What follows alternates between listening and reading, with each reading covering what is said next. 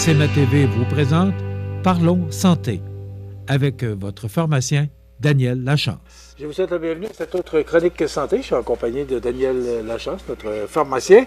Daniel, aujourd'hui, on va parler de maladies cardiovasculaires, AVC, qui peut surprendre, parce qu'on a des gens proches de nous à un moment donné qui ont eu ces problèmes-là. Qu'est-ce que c'est exactement qu'une maladie cardiovasculaire? En fait, c'est ça. J'ai quelqu'un de relativement proche qui est décédé subitement récemment. Ça m'a donné le goût de revenir un peu sur les signes à surveiller, les symptômes, puis c'est quoi le mécanisme, mettons, d'un infarctus, de l'angine, d'un AVC, quel type d'AVC il y a. Un petit peu remettre ça, puis que les gens pourraient être, c'est ça, à l'affût de signes et symptômes, de dire, bon, peut-être que je pourrais aller consulter, c'était peut-être pas normal de se sentir comme ça, ou des fois, il y a des petits signes avant-coureurs qu'on met, surtout qu'on arrive à un certain âge, qu'on dit, oh, c'est pas grave, là, puis les madames sont bonnes là-dedans, dire, oh, c'est pas grave, là, c'est pas, puis les messieurs, eux autres, souvent, ils vont pas consulter pour pas avoir de mauvaises nouvelles aussi. Fait que c'est pas... Ça, c'est vivre un peu dans le déni, mais c'est comme ça quand même. Fait que, bref, dans le fond, grosso modo, le système cardiovasculaire, c'est le cœur, c'est une pompe avec des tuyaux, puis de l'électricité dedans. Fait que c'est de la plomberie, puis de l'électricité. Fait que, dans le fond, il peut y avoir différents types de problèmes. On en revient toujours, c'est soit des problèmes électriques, des problèmes de tuyauterie ou des problèmes de pompe. Fait que, grosso modo, c'est ça. Le cœur, dans le fond, a deux ventricules qui propulsent le sang vers l'extérieur. Dans le fond, le sang rentre par les oreillettes, monte dans les ventricules, puis ça ressort soit vers les poumons ou soit vers la circulation sanguine partout dans le corps. Donc, le sang oxygéné revient des poumons, rentre par l'oreillette, ressort par le ventricule gauche, s'en va partout dans le corps, puis le sang désoxygéné revient par la veine cave jusque dans l'autre oreillette, puis dans le fond, le ventricule droit envoie ça dans les poumons pour réoxygéner le sang. C'est comme ça que ça marche. Et ça se promène exact. Comme ça. Il faut que ça se promène aussi. Oui, bien c'est ça. Exactement. Après ça, la tubulure, dans le fond, on a les artères, dans le fond, qui, le sang part du ventricule gauche, envoie ça dans les artères qui amènent le sang oxygéné partout dans le corps. Artères qui sont un peu plus épaisses, qui ont une musculature un peu plus grande, puis une pression plus élevée dans les artères que dans les veines, évidemment. Puis, dans le fond, les veines ramènent le sang vers le cœur. Donc, il y a le retour veineux. Mais tu ne parles pas du cerveau? Bien, fait partie du cerveau. Dans le fond, le cœur envoie partout dans le corps, y compris le cerveau. Ouais, il y a des artères ici, c'est ça. Il y a des artérioles au niveau. Donc, ensuite, si la pompe manque, évidemment, le sang ne circule plus. S'il y a un tuyau qui pète, évidemment, le liquide se vide. Fait que, où on peut avoir un AVC qu'on appelle hémorragique. Donc, dans le fond, un saignement. Ça arrive dans la boîte à fiose au niveau cérébral, ce qui est souvent les ruptures qu'on appelle des ruptures d'anévrisme. On peut les avoir au niveau des, de la aorte ou ailleurs dans le corps, mais on peut l'avoir aussi au niveau de la boîte à fiose. On parle souvent de la maladie comme étant un anévrisme au cerveau, mais c'est pas... Non, c'est un vaisseau sanguin qui a une balloune. Dans le fond, un anévrisme, là, c'est... Mettons, je prends un tuyau qui a une grosse pression tout le temps dedans, puis il se forme une balloune à l'extérieur du tuyau parce qu'il y a un affaiblissement là. Bien, dans le fond, la paroi s'amincit. Fait que dans le fond, c'est comme... puis il y a un risque de rupture. Tu sais, c'est à un moment donné, la hose peut péter où ça l'a étiré puis où il y a une balloune parce que la paroi est amincie. C'est exactement le même principe. Quand il y a un anévrisme, c'est une balloune qui se forme, dans le fond, à cause d'une accumulation de pression pour une raison X. Il y a un affaiblissement de la paroi parce que la paroi s'amincit parce qu'elle s'étire. Puis qu'est-ce qui peut arriver? C'est une rupture d'anévrisme. C'est là que ça pisse le sang. C'est là que... Puis c'est évidemment, peu importe c'est où, mais c'est une hémorragie. Si c'est dans la tête, mais c'est une hémorragie intracrânienne. Et puis là, il y a une accumulation de pression. Puis là, on peut avoir des symptômes, tout dépendant de où ça arrive, mais souvent, bon, le visage qui s'affaisse, puis qu'on a un AVC comme ça. S'il est hémorragique, l'augmentation de pression amène des symptômes neurologiques qui sont part du temps d'un côté, évidemment. Mais ça va être le même principe aussi si on a un AVC qui est thrombotique, donc un caillot qui bouche un vaisseau sanguin. Donc là, il y a une partie du cerveau qui est plus nourrie. On peut avoir le même type de symptômes neurologiques. Pour ça, les médecins vont faire la différence entre les deux, mais c'est avec un scan cérébral. Mais bref, nous, on ne peut pas vraiment le savoir. Là, quand quelqu'un fait un AVC, que le visage s'affaisse puis que ça va pas, on ne sait pas si c'est hémorragique ou thrombotique. Fait que, bref, c'est direct à l'urgence. Puis il ne faut pas niaiser avec ça. Quelqu'un qui vient avec la face croche ou un œil qui ferme ou il n'est plus capable de gérer la moitié de son visage, plus capable de lever un bras, on niaise pas. Là. On dit pas on va attendre voir si ça passe. Là. Non, c'est ça. C'est direct. Puis des fois, les gens vont avoir des symptômes plus légers puis transitoires. Si, mettons, il y a un petit caillot qui part, il est là, on a un symptôme un peu qui est typique d'un AVC, mais ça revient. C'est là des fois que les gens ne s'écoutent pas. Puis qui disent ah ben c'est revenu là, c'est pas grave. Des fois, c'est des signes avant-coureurs. Puis des fois, ben, quand il y a un petit caillot comme ça qui se forme mais qui passe, qu'on appelle un ICT, là, dans le fond, on a eu des symptômes, ça a été relativement léger, mais c'est passé, on s'est pas on a perdu, je sais pas, une partie du champ de vision. On a vu noir rien que d'un bord, puis ça a duré, je sais pas, 30 secondes, 1 minute, puis c'est revenu. Oh, c'est passé. Il y en a qui vont faire comme si de rien n'était. Mais ça, dans le fond, c'est des signes, allez-y consulter, là, parce que la période la plus critique pour faire un deuxième caillot, c'est dans les 3 semaines qui suivent un premier. Fait que, s'il y en a un petit qui est passé là, ben, il peut y en avoir un autre plus massif qui va arriver. Il y a des amis. Des fois, il y a des gens qui ont eu des signes avant-coureurs, puis ont fait, comme, ils veulent pas avoir de mauvaises nouvelles, on ira pas, mais ça a passé, fait que c'est pas si grave. Fait que, non, ce genre de symptômes-là, on niaise pas avec ça, on va se faire évaluer. Au pire, on va aller consulter pour rien, on aura une migraine ophtalmique ou whatever, ça sera pas grave. Mais symptômes, surtout hémiplégique, d'un seul côté, même si c'est transitoire, ça ne dure pas longtemps, engourdissement, picotement, perte de motricité, on niaise pas avec ça. Là. Même si c'est transitoire, qu'on pense c'est léger, c'est des signaux d'alarme. Ça, on va consulter immédiatement. Vraiment important. Ça, c'était le principal message que je voulais lancer aujourd'hui. Bref, c'est ça. Fait qu'on peut avoir 2 types d'AVC qui sont soit hémorragiques, thrombotiques, c'est soit que ça pisse le sang ou que, dans le fond, il y a un caillot qui bloque un vaisseau sanguin. Ça peut arriver partout dans le corps.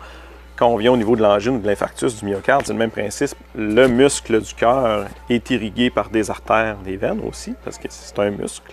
Donc, si on a un caillot qui se forme dans une artère coronaire, l'artère du cœur, bien, c'est le même principe, mais c'est juste qu'on appelle ça un infarctus, parce qu'il y a une partie du cœur qui peut mourir, le muscle, c'est bloqué complètement. Syndrome coronarien aigu, bien, c'est si ça bloque, mais en partie. Fait que, ça sert, mais le muscle du cœur ne va pas mourir nécessairement parce qu'il y a encore un peu de sang qui passe, mais les gens ils ont une douleur rétrosternale principalement. Ça peut irradier mâchoire, bras. Ouais, il paraît. Oui. Donc, ça aussi, des fois, les gens, là, ils vont faire une activité, un nouveau symptôme, ils vont pelleter un petit peu, là, ça s'en vient, là, l'appel, là, vont pelleter, puis là, on va avoir une petite douleur, puis il arrête, ça passe. Oh, ça a passé, ça doit pas être grave, Ils le savent en dedans d'eux autres souvent, puis ils ne diront pas à personne. Ça, je sais, souvent les gens gardent ça pour eux, puis ils ne veulent pas. Mais ça arrive à tous les âges. J'ai des gens qui disent je vais marcher, puis quand ils vendent plus fort, là, j'ai comme mal. Des fois, ils disent j'ai mal à l'estomac, ça me sert. Je suis plus essoufflé ou je chante quoi. Des fois, les femmes aussi, c'est pas une douleur nécessairement, c'est un inconfort. Les femmes sont les championnes là, de l'infarctus qui est comme. Ou de l'angine qui est comme atypique. Les symptômes sont différents un peu. Ils vont avoir mal juste dans la mâchoire ou ils n'auront pas nécessairement toujours la douleur rétrosternale. Puis là, ils veulent de quoi, soit pour la digestion, ou tu vois qu'ils ont un doute, ils viennent me voir, mais non, je ne comprenais pas, là, c'est à l'urgence, là, fait que vous allez vous faire évaluer. Et ça, c'est des lumières rouges, Daniel, c'est ça. Il y a des gens, des fois, ils ont des petits signes, des petits symptômes, puis ils veulent pas que ça soit, puis je comprends, là, on veut pas que ça soit ça, mais ils ont eu des petits signes avant-coureurs, puis des fois, on sont un peu dans le déni. Prenez pas la chance, parce que dans le fond, on le sait que quand ces petits signes-là sont là, des fois, on est sur le bord de quelque chose de super grave, parce que, dans le fond, là, quand il y a de l'angine comme ça, c'est que des fois, il y a du cholestérol accumulé dans les parois du cœur. Là, le sang passe moins bien quand on en demande. Mettons, on fait une activité plus intense, puis là, il manque un peu de sang, un peu d'oxygène, puis là, ça sert un peu. Ah, là, on arrête, ça passe. Ah, puis là, les gens, ils vont toffer ça un peu. Mais si la paroi est épaissie, à un moment donné, la paroi est amincie par l'intérieur, puis elle peut rupturer, ce qu'on appelle une rupture de plaque. Puis là, il y a un caillot qui se forme, puis là, ça bouche complètement l'artère, puis là, ça peut être fatal. Là. Donc, tu sais, quand on a des signes avant-coureurs, allez-y, c'est le temps. Là, vous n'irez pas consulter pour rien pour ça. Là, on ne prend pas de chance. Le pire qui arrive, ben, finalement, c'était vraiment espace 2 il n'y avait rien. On a fait le tour, c'est correct. Tant mieux si on est allé consulter pour rien. Mais dans ces symptômes-là, je ne suis pas super nerveux dans la vie, puis je ne suis pas un super interventionniste. Mais quand quelqu'un vient si j'ai le moindre doute que ça peut être cardiaque, je les envoie à l'urgence. J'ai dit, j'aime mieux que vous me reveniez dire, je suis allé pour rien, j'avais un espace 2 puis c'était rien que du reflux. Hey, tant mieux, on a éliminé ça, mais on était correct. Moi, je vais dormir tranquille, vous aussi. Mais aussitôt que j'ai un petit doute que ça peut être cardiaque, j'envoie souvent les gens consulter. C'est pas le genre de symptômes qu'on niaise avec. Puis ça devrait être la même chose pour tout le monde. C'est le moteur, hein, comme dans l'auto. Si le moteur quand ça bouche, il est trop tard. Là, après ça, on ne peut plus y revenir. Tandis que si ça commence à boucher, ben, on va aller mettre un tuteur, on va ouvrir ça, vous allez être comme un nœud après, quasiment.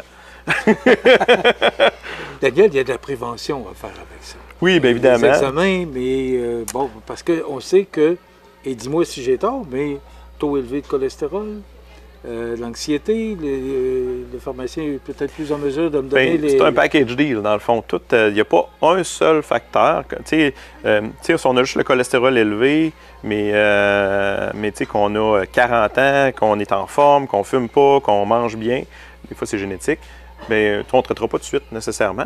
Mais je fais juste rajouter l'âge comme facteur de risque. On est rendu à 65 ans, la même type de cholestérol. Là, on a rajouté l'âge qui augmente le facteur de risque.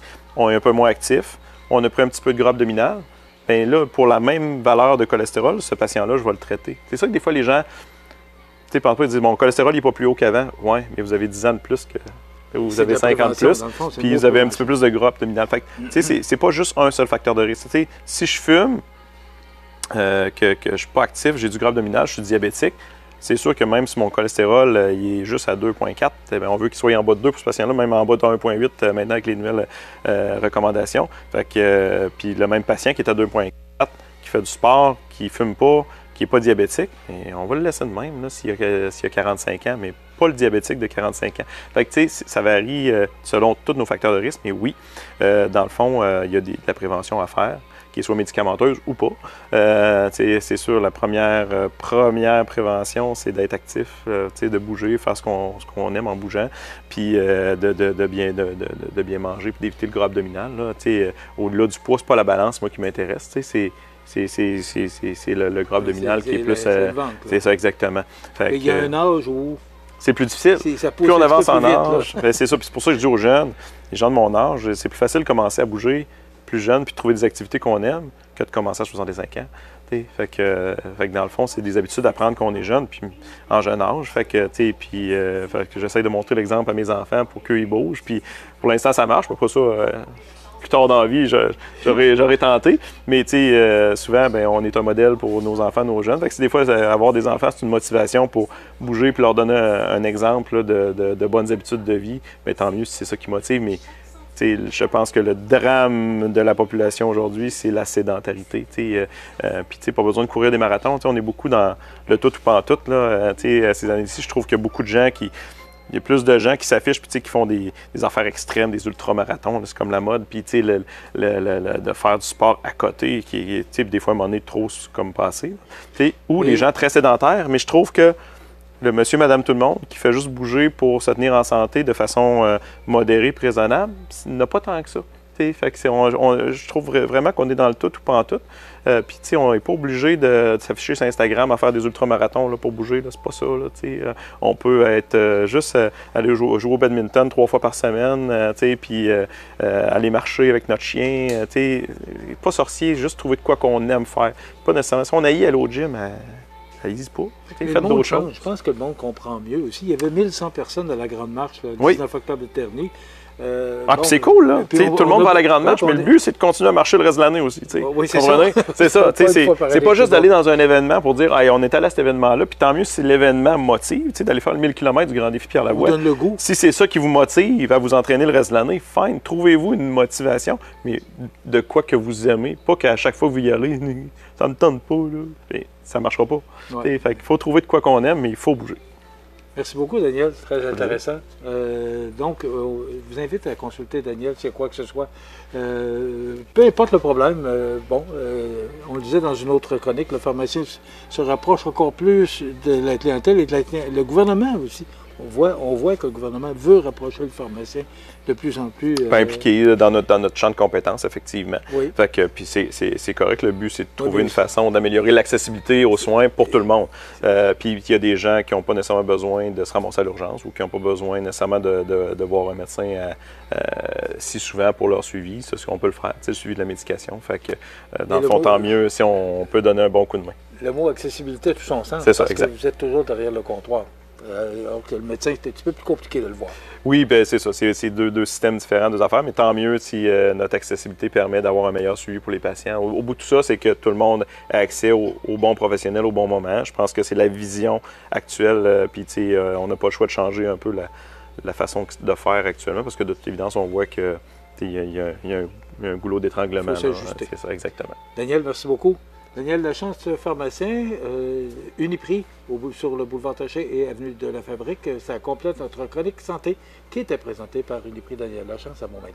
Merci, Daniel. Merci.